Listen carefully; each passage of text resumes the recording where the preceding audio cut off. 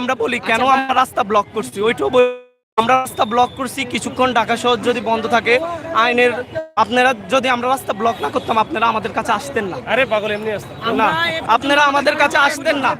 আমরা হ্যাঁ বলেন, কে জানে কে জানি না। আমাদের 21 আমাদের সকলে বলতেছে আজকে যমুনাতে হামলা করবে, কিন্তু আমরা সবাইকে রিকোয়েস্ট করছি যে না, আমরা যমুনাতে না, বলতেছে সবাই একটা ইট খুলে যমুনার থেকে নিয়ে আসবে যতক্ষণ পর্যন্ত নোয়াখালী বিভাগ বাস্তবায়ন হবে না। আমরা দায়িত্বশীলরা সকলেই সবাইকে থামাই রাখছি। আপনি জানেন ওটা কি করা যাবে? সম্ভব বলতে এটা বৈষম্য, আমরা বৈষম্য শিকার হচ্ছে। আপনি দেখুন যাদেরকে বিগত সরকারগুলা, তোমাদের শোনো আমি বলি ভাই, তুমি অনেক কথা বলছো, আর কথা বলা দরকার